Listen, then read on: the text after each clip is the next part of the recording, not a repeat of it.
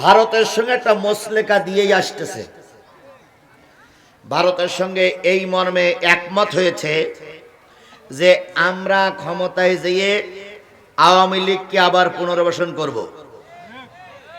আমরা যতদিন বেঁচে আছি ততদিন আপনাদের সঙ্গে লিয়াজও করে চলব।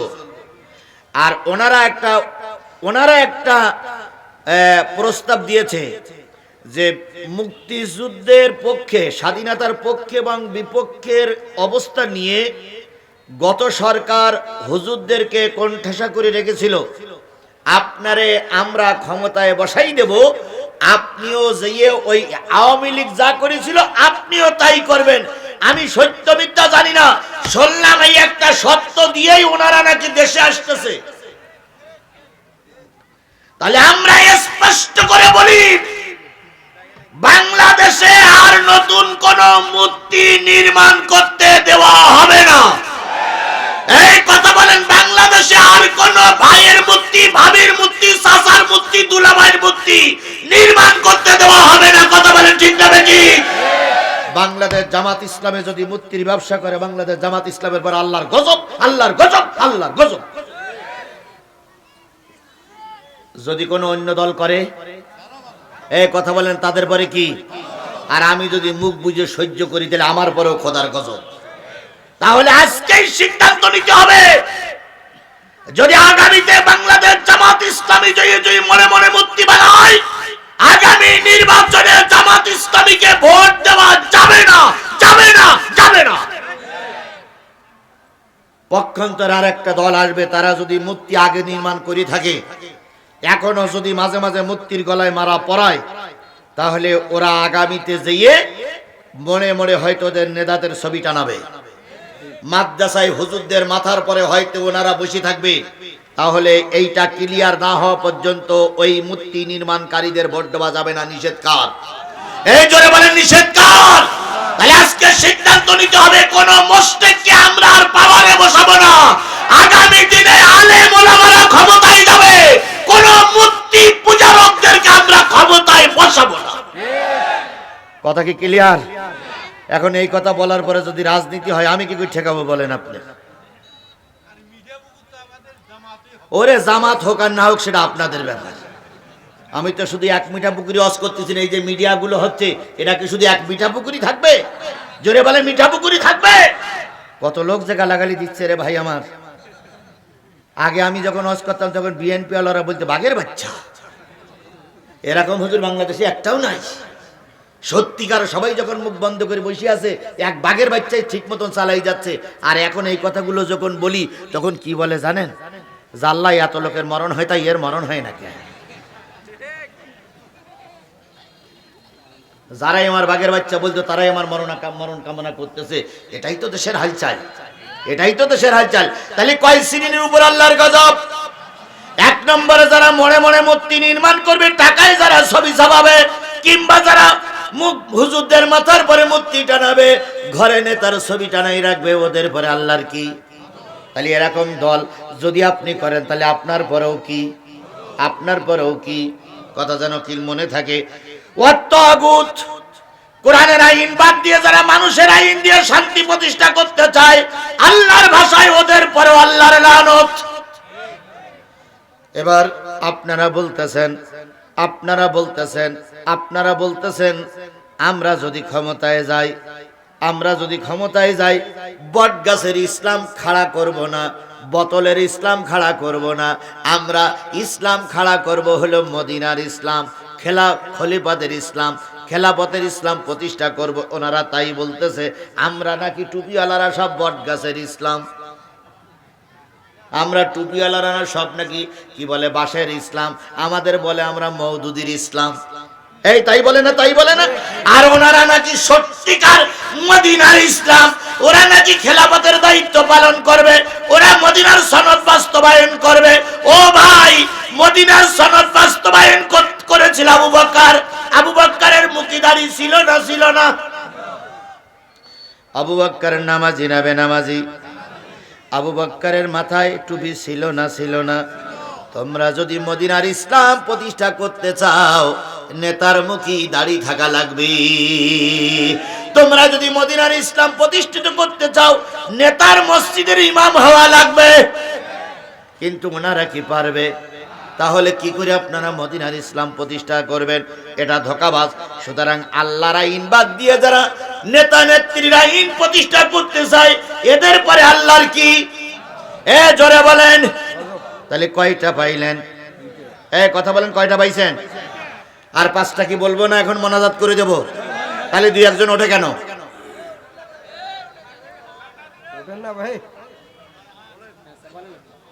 বললি তো হবে না। ওনারা কি ইসলাম বুঝলেন আর আমি কি ইসলাম বুঝতেছি? আরে ঠান্ডা তো সবাই ঠান্ডা ঠান্ডা বলি উঠে যাইতে হবে। 2-1 জন। আরে ভাই আমি তো আসরের আজান পর্যন্ত বলেছি না? তা আসরের আজান হতে আর বেশি কোন বাকি নেই, 10-12-13 মিনিট বাকি আছে। 13 মিনিট পেশাব বন্ধ করে রাখা গেল না।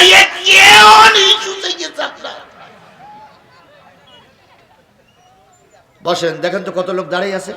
বসেন, আমার কথাগুলো শেষ করতে দেন। এই বারবার ওঠাচলা করলে মোড় ঘুরে যাবে, কথা বলতে দেরি হবে। দয়া করে আজানের আগ পর্যন্ত একটা লোক যেন ওঠে না। যদি সে ওঠে তাহলে সে মুনাফিক। কারণ ওয়াদা করেছি কোরআনের আলোচনা শুনবো, আপনি ওয়াদা করেন নাই, আপনি হাত তোলেন নাই। আমার মোনাজাতের আগে আপনি চলে যাচ্ছেন। মুনাফিক মুনাফিক মুনাফিক।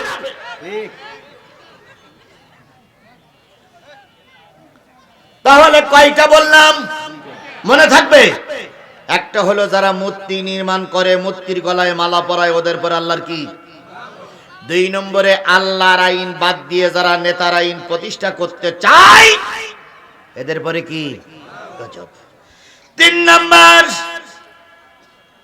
ওয়ায়াকুলুনা লিল্লাযীনা কাফারু হাউলা ইয়াহদা মিনাল্লাযীনা আমানু সাবিলা।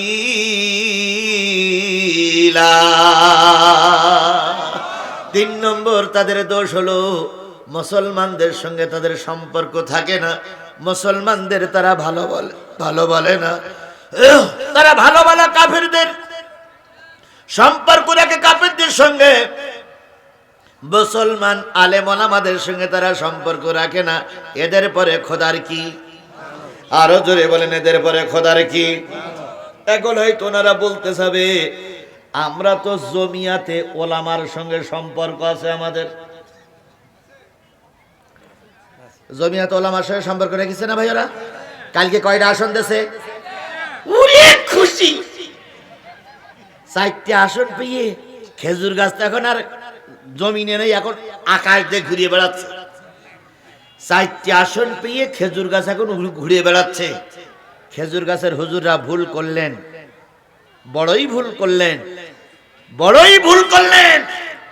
যদি আপনি ওই দলের সঙ্গে যে 4টে আসন নিয়ে মুনাফিক না হয়ে যদি আপনি 8 দলীয় ইসলামী জোটের সঙ্গে থাকতেন হয়তো আপনার আসন সংখ্যা হতো 15টা।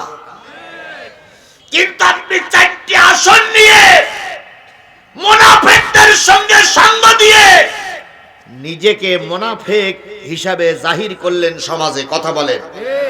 আমি আল্লাহর কাছে দোয়া করি, আল্লাহ আল্লাহ বিএনপি যদি 310টা আসনও পায় আমার কোনো দুঃখ নেই আল্লাহ, কিন্তু এই মুনাফিক 4টে হুজুর যেন একটা আসনও না পায়।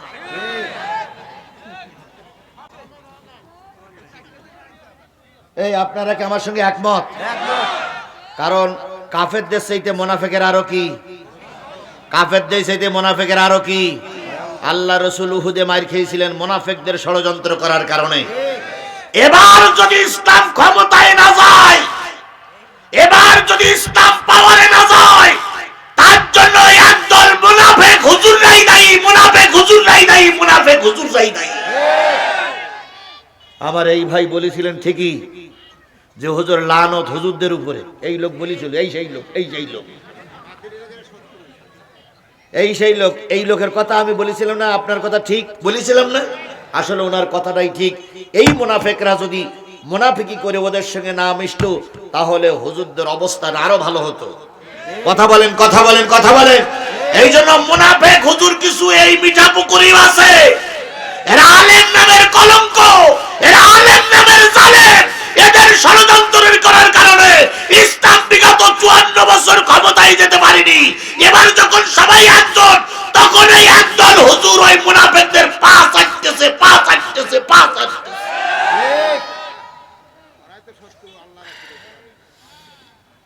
কথা খারাপ লাগতেছে তাই না ভাই? কিছু করার নেই। আজকে যদি কিছু কথা বাদ থাকে, সব কথা তো একসঙ্গে বলা যাবে না ভাই।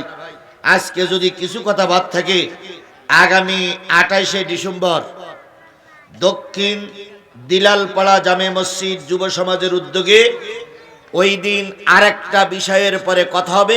আজকের যে কথাগুলো বাদ থাকবে ওই দিন সেখানে সমাপ্তি করব। চেনেন আপনারা দক্ষিণ দিলালপাড়া? চেনেন আপনারা? ওই দিন রাতে প্রোগ্রাম হবে, টাইম হলো আমার 10টা থেকে 12টা পর্যন্ত।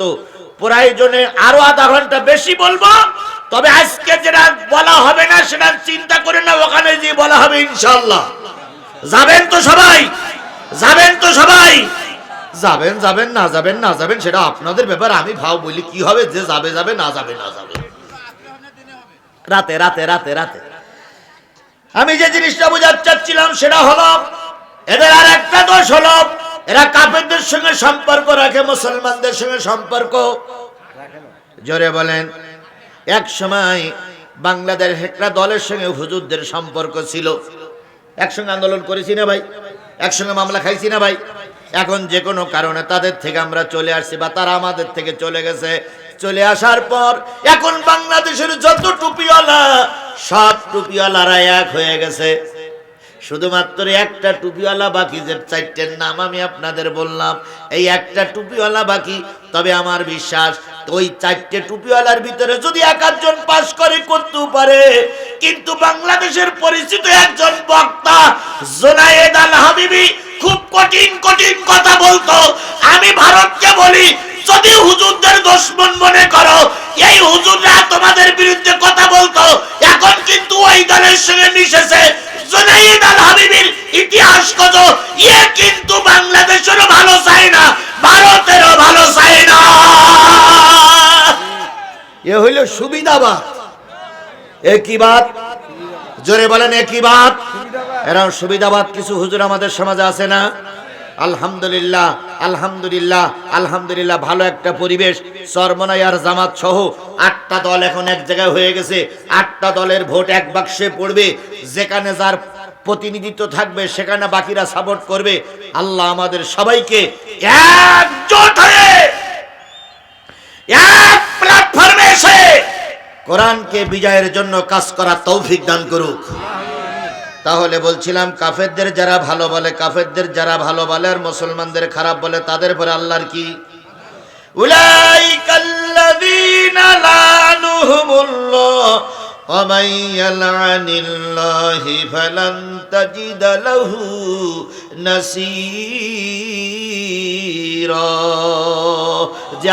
যে দোষ করার কথা বললাম, আল্লাহ বলছে এই কটা দোষ যে দলের ভিতরে, যে গোষ্ঠীর ভিতরে, যে সংগঠনের ভিতরে আছে, ওদের পর আল্লাহর লানত। ওদের পর আল্লাহর কি? জোরে বলেন, ওদের পর আল্লাহর কি? হুজুররা যারা ভালো আছেন একটু খেয়াল করেন, ওদের পর আল্লাহর কি? আর যাদের পর আল্লাহর লানত হয় তাদের কোনো সাহায্যকারী খুঁজে পাওয়া না। আমেরিকা সাহায্য করবে না, ভারত সাহায্য করবে না, দেশের মানুষ সাহায্য করবে, কোনো সাহায্যকারী তাদের খুঁজে পাওয়া যাবে না। সুতরাং লানত প্রাপ্ত দলের সঙ্গে আমরাও আগামীতে থাকব। কথা কি একমত? কথা কি একমত? আর 5টা মিনিট সময় দেন, উঠেন না, দয়া করে উঠেন না। মুরব্বি মুরব্বি, আমার আব্বাজান কত ভদ্রলোক দেখেন, বলার সাথে সাথে বসে গেছে। আল্লাহ আমার মুরব্বির পরে রহমত নাজিল করুক। আরেকটু জোরে বলেন। এমনি আকাশে মেঘ হলে মুরব্বী মানুষের একটু চাপ বেশি হয়, এটা আল্লাহর নিয়ামত, এটা আমাদের কিছু না। তারপরে আপনার যে অনেক মুরব্বী বসে আছেন, এই জন্য আপনাদের ধন্যবাদ। ধন্যবাদ। মুয়াজ্জিন তাড়াতাড়ি আযান দিতে বলেন, আমরা চলে যাই। তাহলে কয়টা দোষ পাইলাম? 3টা। এবার 4 নম্বর দোষ বলি, মা হুম মিনকুম ওয়ালা মিনহুম, তারা তোমাদের দলেও না তাদের দলেও না, তারা হিন্দুও না মুসলমানও না, মুযাবযাবিনা বাইনাহুম, তারা 2 কুল বজায় রাখে। এক পা এদিক দেয় আর এক পা ওদিক দেয়, বলে আমরা হলাম ধর্ম নিরপেক্ষ, আমরা তোমাদের সঙ্গেও আছি ওদের সঙ্গেও আছি। এই দেখো না হুজুরদের সঙ্গে মিশে চারজনের আমরা কি দিলাম, নমিনেশন দিলাম। তাহলে আমরা হুজুর আবার অন্যান্য হুজুরদের সঙ্গে সম্পর্ক নষ্ট করে ভারতের বোঝাতে চাচ্ছে দেখো তোমাদের মতে আমরা একমত, এই জন্য হুজুরদের সঙ্গে সম্পর্ক ছিন্ন করে দিয়েছি, আমরা এখন হিন্দু। আমার মুসলমানদের কাছে যেই বলবে দেখো খেজুর গাছ আমাদের, আমরা এখন এই কথা বলেন না কেন? ওরা দুই কুল বজায় রাখতে চায়, এদিকে বলে আমরা এখানে আছি, ওদিকে বলে আমরা এখানে আছি। আবার যেয়ে বলতেছে আমরা এবার কি বলে 2500 টাকার ফ্যামিলি কার্ড দেব, 4000 টাকার ফ্যামিলি কার্ড দেব, 10,000 টাকার ফ্যামিলি কার্ড দেব। ফ্যামিলি কার্ড যদি দিতে চান এখনই দিয়ে দেখান, এখনই দেন। প্রতিটা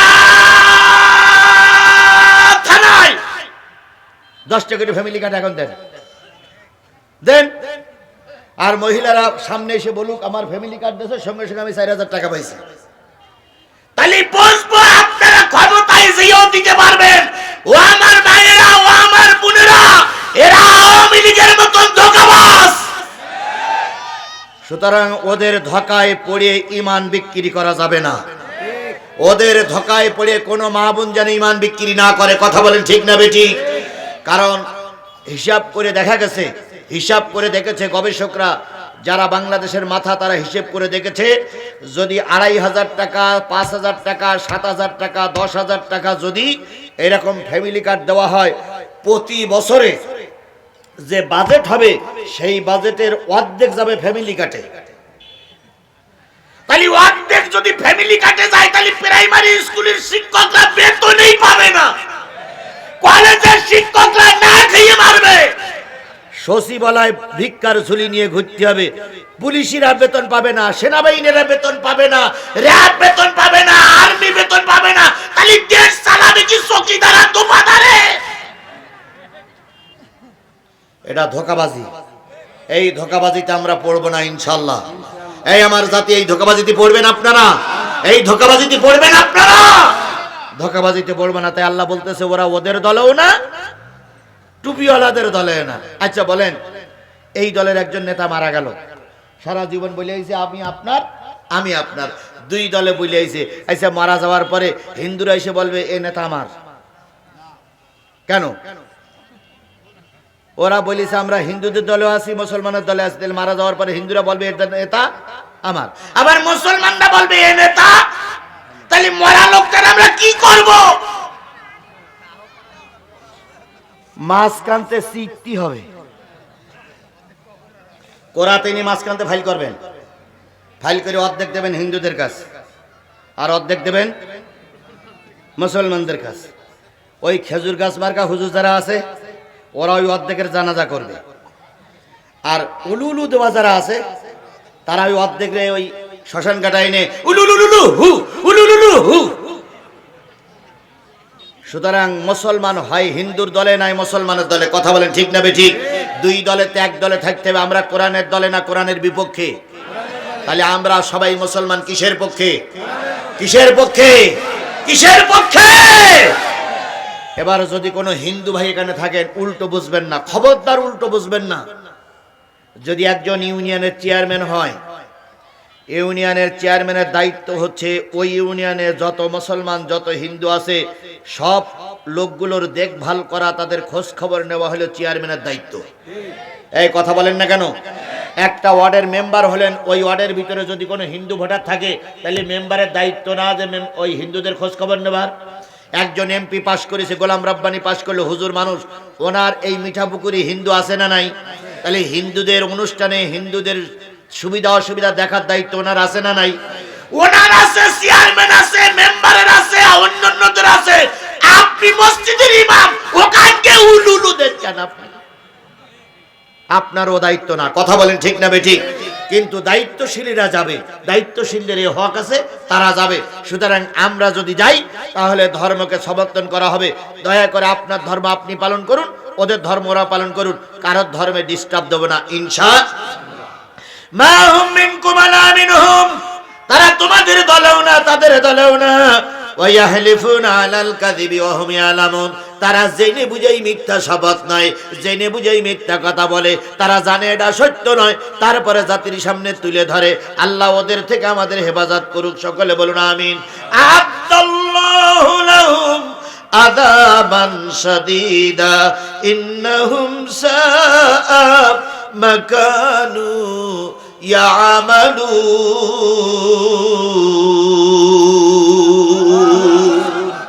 আল্লাহ বলতেছে এই সমস্ত লোকদের উপরে কঠিন আযাব, কারণ তারা জেনে বুঝেই মিথ্যা কথা বলে। আর মাত্র দুইটা কথা আছে খুবই গুরুত্বপূর্ণ, এই দুইটা কথা সবাই শুনতে হবে যে ভাই, এই দুইটা কথা আজান হলেও শোনা লাগবে, এই দুটো কথা খুবই গুরুত্বপূর্ণ। ইত্তাখাযু আইমানাহুম যুন্নাহ, এইটা খুব কঠিন। আল্লাহ রাব্বুল আলামিন বলতেছে তারা মাঝে মাঝে তাদের টুপি, তাদের পোশাক ঢাল স্বরূপ ব্যবহার করবে। কি স্বরূপ? তারা মাঝে মাঝে টুপি পরবে, মাঝে মাঝে টুপি জঙ্গলে ফেলাই দিবে, সব সময় টুপি ওরা। আচ্ছা বলুন তো, যুদ্ধ করতে গেলে ঢাল কি সব সময় কাজে লাগে? ঢাল কাজে লাগে কোন সময়? যুদ্ধের সময়। অন্য সময় ঢালের কোনো প্রয়োজন। এরা দেখবেন ভোটের সময় আসলে টুপি দাড়ি পাগড়িকে ভোট যুদ্ধের মতন ব্যবহার করে। নির্বাচন শেষ, কথা বলেন না কেন? এরা এটা করবে আমার মনে হয় আল্লাহ আগের তো জানতো, তাই আল্লাহ বলতেছেন ইত্তাখাযু আইমানাহুম যুন্নাহ, তারা তাদের ঈমান, তারা তাদের টুপি, তারা তাদের পাগড়ি, তারা তাদের পাঞ্জাবি, তারা তাদের নামাজ, তারা তাদের জিকির আজগার, তারা তাদের হজ, তারা তাদের দাড়ি টুপি সব ঢাল স্বরূপ ব্যবহার করবে। এই না দেখবেন কিছু লোক এখন টুপি মাথায় দিয়ে এসে বলে আসসালামু আলাইকুম, আসসালামু আলাইকুম, আসসালামু আলাইকুম, আসসালামু আলাইকুম। কিছুদিন পরে কিন্তু টুপিওয়ালারা আসবে। ইতিমধ্যে অনেকের এসে গেছে, কথা বলেন ঠিক না বেঠিক? এখন এই টুপিওয়ালারা বলবে আমরাও নামাজি, ওই মসজিদে আসরের নামাজ পড়েছি, আবার তোমাদের মসজিদে এসে দেখলাম নামাজ চলতেছে, এটাও পড়েছি। ওই মসজিদে দেখলাম আগে হয়ে গেল, তো তোমাদের এখানে দেখতে এখনো জামাত চলছে, আমি তো এ জামাতও পড়েছি, তাহলে তো আমি এখানেও নামাজি। আসরের নামাজ একবার পড়ার পর আর পড়া যায়? ওনারা 3 বার পড়ে। আহলে হাদিস মসজিদে আগে পড়ে, হানাফি মসজিদে পরে পড়ে, পরের মসজিদে আবার পড়ে। টুপি এক কান মাথায় দিয়েছে, তসবি এক কান ধরিছে, মনে হইল জিবরাইলের ছোট ভাই জান্নাতে পালাই আইছে। এখন টুপিওয়ালা টুপি মাথায় দেওয়ার অধিকার আছে না নাই? এই আছে না নাই? পাঞ্জাবি পরার অধিকার আছে না নাই? কি হচ্ছে ওখানে? পাঞ্জাবি পরার অধিকার আছে না নাই? হাতে তসবি নেওয়ার অধিকার আছে না নাই?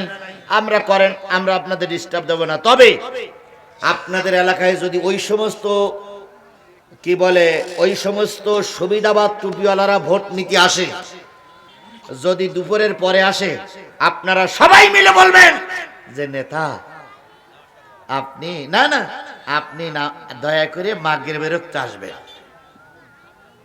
কেন? তাই মাগরিবের ওয়াক্তে মুসল্লি একটু বেশি হয়। এখন 10 জন লোকের দাঁড়াও হয়ে গেছে, এখন 10 জন লোকের আপনি কি দাওয়াত দেবেন? ওসি আপনি মাগরিবে আসেন, 40-50 জন হবে। নেতা সেজে গুজে এসে গেল, টুপি আছে হাতে, তসবিহ সুবহানাল্লাহ সুবহানাল্লাহ সুবহানাল্লাহ সুবহানাল্লাহ লা ইলাহা ইল্লাল্লাহ। আতর গোলাপের সুগন্ধে মসজিদে যখন ঢুকলো তখন সব মসজিদের মুসল্লিরা খুশি। আরে বাবা নেতা এক কান পাইছি ভাই, আতর গোলাপের সুগন্ধে কারোর কোনো জায়গায় যাবার উপায় নাই, কি খুশি খুশি ভাব। একবার সামনের কাতারে মুয়াজ্জিন সাহেবের পাশে যেয়ে মুয়াজ্জিনের হাতের ভিতরে একটা আতরের প্যাকেট ঢুকাই দিয়ে কয় মুয়াজ্জিন সাহেব ভালো আছে। মুয়াজ্জিন খুশি হয়ে আতরটা পকেটে রেখে কয় আল্লাহ আপনার পরে রহমত করুক, আল্লাহ আপনার পরে রহমত করুক, আল্লাহ আপনার পরে রহমত করুক। আজান হয়ে গেছে, সবাই বসে গেছে। আপনি ইমাম সাহেবের যেই বলবেন, ইমাম সাহেব হুজুর আজকের মাগরিবের নামাজটা নেতারে দেন। কারে দেন? নেতারে দেন। তখন ইমাম সাহেব তো আগের তো বুঝি আছে। ইমাম সাহেব এবার বলেন কাতার সোজা করেন। কাতার সোজা করলেন, আসেন নেতা আজকের মাগরিবের নামাজটা আপনি পড়ান। নেতা তখন বলবে না না না না না না না হুজুর, ও জায়গায় আবার দেবেন না, ও জায়গায় আবার দেবেন না। কেন? আপনি আজকে 50 জন লোকের ইমামতি করতে পারছেন না, আপনি 4 লক্ষ মানুষের ইমাম হওয়ার জন্য আমাদের কাছে ভোট নিতে আইছেন। 50 জনের ইমামতি করতে আপনি অক্ষম। আল্লাহর কসম, আপনি ক্ষমতায় যেয়ে 4 লক্ষ মানুষের ইমামতি করতে পারবেন না। আজকে ইমামতি করে বুঝান আপনি আগামীতে ক্ষমতায় যাবার যোগ্য না অযোগ্য। তখন কি বলবে জানেন? আমার আজকে প্রস্তুতির অভাব, আমার জোহরের সালাতে দিয়ে, আমি কালকে জোহরের নামাজ এসে পড়াই দিয়ে যাব, আজকে আমার এখানে দিয়েন না। কারণ জোহরের নামাজের কেরাত জোরে বইতে হয় না আস্তে বইতে হয়? ও বাবা, ওই ইমামতি সবাই করতে পারে, কিন্তু মাগরিবের ইমামতি করতে গেলে মারির দাঁত খসে যাবে। কথা বলেন। সুতরাং আজকের এই মাহফিল থেকে টার্গেট নেব, আজান হয়ে গেছে, আজকের এই মাহফিল থেকে টার্গেট নেব যে ব্যক্তি মাগরিব এশায় ফজরের নামাজের ইমামতি করতে অক্ষম, আমরা অযোগ্য অথর্ব লোককে আগামীতে জাতীয় সংসদে পাঠাবো না। জাতীয় সংসদে তারই পাঠাবো যিনি জাতীয় সংসদে 3-4 লোকের পিছনে নিয়ে ইমামতি করতে পারে, এমন একজন ইমামকে আগামীতে ক্ষমতায় পাঠাবো ইনশাআল্লাহ। আর একটা কথা বলবো, আর একটা মাত্র বাকি আছে, বলবো। ফাসাদ্দু আন সাবিলিল্লাহ, এরা সব চায়, কিন্তু এরা কখনো বাংলাদেশে কোরআনের আইন প্রতিষ্ঠা হোক এরা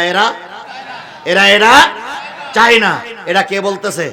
তাহলে এই 7টা দোষ যাদের ভিতরে আছে, এবার আল্লাহ শেষ পর্যন্ত একটা প্রশ্ন করতেছে। ভাই, এই প্রশ্নটা আল্লাহর প্রশ্ন, আমার প্রশ্ন না। আল্লাহ বলতেছে এই 7টা দোষ যাদের ভিতরে আছে, আমলাহুম নাসিবুম মিনাল মুলক। আলেমরা কারা আছেন এখানে? আলেমরা কারা আছেন? নেই? জি হুজুর, আপনার কাছে করজোড়ে অনুরোধ করি, আমলাহুম নাসিবুম মিনাল মুলক, মুলকুর মানে কি? রাজত্ব, রাষ্ট্র। আল্লাহ বলতে চাই 7টা দোষ যাদের ভিতরে আছে, আগামী নির্বাচনে তাদের কি রাষ্ট্রীয় ক্ষমতা দিচ্ছ নাকি? তাদের কি রাজা বানানোর জন্য তোমরা কি ভোট দেওয়ার জন্য আগ্রহশীল হলে নাকি? তোমরা কি আগামীতে এই 7টা দোষ যাদের ভিতরে আছে তাদেরকে ক্ষমতায় পাঠানোর জন্য ভোট দেওয়ার জন্য নিয়ত করেছি নাকি? যদি করে থাকো ফাইদাল্লা ইয়াতুনান্নাসা নাকিরা, এরা ক্ষমতায় যেয়ে তিল কড়ি পরিমাণ জনগণের দেবে না, ওরা সব নেতা কর্মীরা ভাগ করে খাবে। আচ্ছা, আল্লাহ এত কিছু বলার পরে আপনারা কি বুঝলেন না বোঝেননি? যদি না বুঝে থাকেন তাহলে আপনাদের বউ ঘরে থাকার কথা না। যদি না বুঝে থাকেন, যারা বিয়ে করুনি তাদের আর বিয়ে করার দরকার নেই। এত স্পষ্ট কথা যখন বুঝুনি, তো বউ এনে তুমি করবা নাকি? তুমি সুতরাং আমরা কি বুঝলাম? এই 7টা দোষ যাদের ভিতরে আছে তাদের ক্ষমতায় পাঠানো যাবে না, নির্দেশ কে করেছেন? এই 7টা দোষ কি জামাত ইসলামের ভিতরে আছে? এই স্পষ্ট করে বলেন, এই 7টা দোষ কি জামাত ইসলামের ভিতরে আছে? তাহলে 7টা দোষ যেহেতু জামাত ইসলামের ভিতরে নাই, সুতরাং আমরা আগামীতে জামাত ইসলামকে ক্ষমতায় দেখতে চাই। এই 7টা দোষ যদি চরমোনাই নাই, আমরা চরমোনার সঙ্গে জোট করে চরমোনাইকে আমরা ক্ষমতার অংশীদার হিসেবে দেখতে চাই। আর এই 7টা দোষ যাদের ভিতরে আছে তাদেরকে আমরা ভোট দিয়ে ক্ষমতায় দিয়ে যাব না। সুতরাং আমরা আজকে একমত হলাম, ইসলাম ক্ষমতায় নিয়ে যাব ইনশাআল্লাহ। বলেন তো, জাতীয় সংসদের ক্ষমতা দখল করতে গেলে কয়টা আসনের দরকার? 151টা আসনের দরকার। এখন আমি আজিজুল ইসলাম, ডাক্তার মোহাম্মদ শফিকুর রহমান, আমার খুলনার গোলাম পরোয়া সহ আমরা সবাই কেন্দ্রে এবং অন্যান্য নেতারা একজোট হয়ে গোটা বাংলাদেশের থেকে 150টা আসন দেব। তার ভিতরে আমার সাতক্ষীরা 4টা, আমার সাতক্ষীরা 4টে সমরে 150টা আসন আপনাদের হাতে উপহার দেব। সরকার গঠন করা যাবে? যাবে না, যাবে না। দরকার কয়টা? তাহলে আমরা গোটা বাংলাদেশের থেকে 150টা আসন দেব আপনাদের। আপনারা কি একটা আসন দিতে পারবেন? ইনশাআল্লাহ। 151টা পুঁততে গেলে মিঠাপুকুরের আসনটা দরকার। আপনারা কি মিঠাপুকুরের আসনটা কোরআনের জন্য দিতে পারবেন? আপনারা কি মিঠাপুকুরের আসনটা কোরআনের জন্য দিতে পারবেন? কারা কারা তৈরি আছেন হাত তুলে মালিকের দেখাইয়া দেন, জোরে তাকবীর দেবেন, নারে তাকবীর। আল্লাহ আমাদের সবাইকে কবুল করুক। আমার প্রিয় শায়েখ, আমার প্রিয় মুরব্বী, আমার দীর্ঘদিনের আন্দোলনের সহযোগী যোদ্ধা জনাব ভাই মোহাম্মদ গোলাম রব্বানী স্যার আমার অতি নিকটের লোক। আমি তার মুখে হাসি দেখতে চাই, আমি তার মুখটা মলিন দেখতে চাই না। তাই আগামীতে সাপোর্ট দিয়ে অন্য জায়গার আসন পাশ করুক আর না পাশ করুক, গোলাম রব্বানী স্যারকে হাসি মুখে ভোট কেন্দ্রের থেকে ঘরে আনতে হবে। রাজি আছেন তো? আল্লাহ আমাদের প্রতি সহায় হোক, আল্লাহ আমাদের প্রতি রহম করুক, আল্লাহ আমাদের কবুল করুক। আমিন, আল্লাহুম্মা আমিন। রব্বানা যালামনা আনফুসানা ওয়া ইল্লাম তাগফির লানা ওয়া তারহামনা লানাকুনান্না মিনাল খাসিরিন।